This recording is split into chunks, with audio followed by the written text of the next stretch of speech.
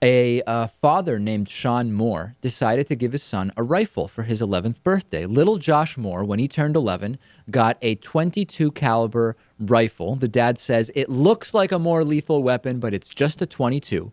And the picture which we have up here, which was posted to the internet, I don't remember exactly which social media website or what website it was on, and it led to child welfare caseworkers and police officers showing up at the home asking to see the guns, see how they were stored, so on and so forth. So this started with New Jersey Department of Children and Families not commenting specifically about the case, but saying they follow up on different tips, and they did show up. And what happened when they showed up was that the Shawn Moore says, I gave the gun to my son as a present to use on hunting trips.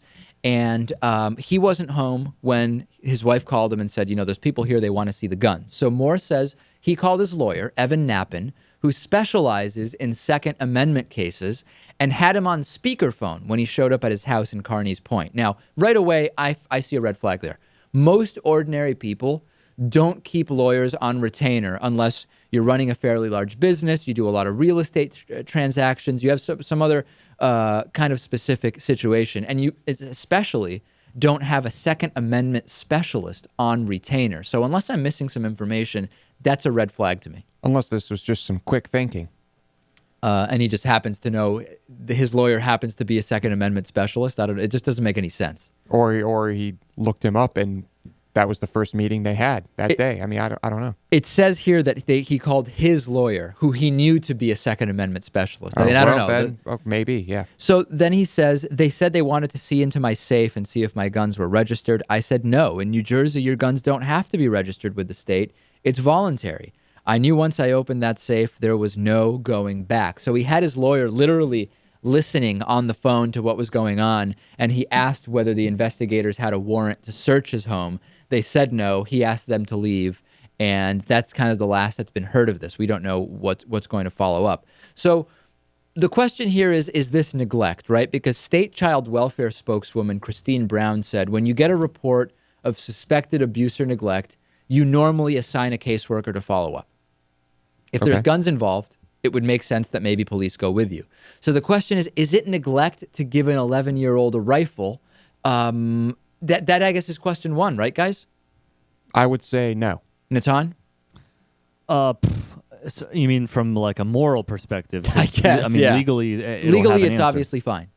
Yeah, I don't know. I think that, I don't know, giving a rifle to a kid without supervising him at all times when he's with it, and in a logical context, and then putting it into a safe where the kid can't access it by himself, I don't know that I would necessarily be against that in every case. Okay, yeah. I mean, in this particular picture, if all we have to go by is this picture to make a decision by law enforcement as to whether they're going to go out or not, what do? Right? The kid seems to be outdoors holding a gun in a residential area.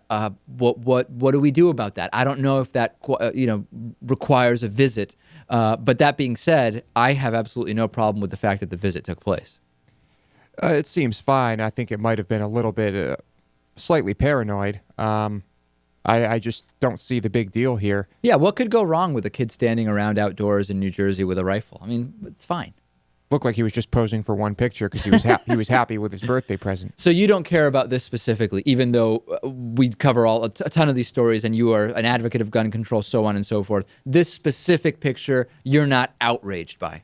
I'm not outraged by this, no. I mean, I think presumably this guy is a responsible gun owner. He's got a safe. His guns were locked in it. I mean, I'm going to give him the benefit of the doubt. All right, Lewis providing the benefit of the doubt to Mr. Shawn Moore about this lovely gift. Now, if you accidentally had a kid, it turns out, you know what? I love the kid. It worked out great. Fantastic. Do you ever give the kid a gun for a birthday present? I don't see when I would, no. Okay. So that's interesting, I think. That's just not my, it's not my thing. It's their thing. It's not my thing. Hey, it's not your thing. No. It's fine.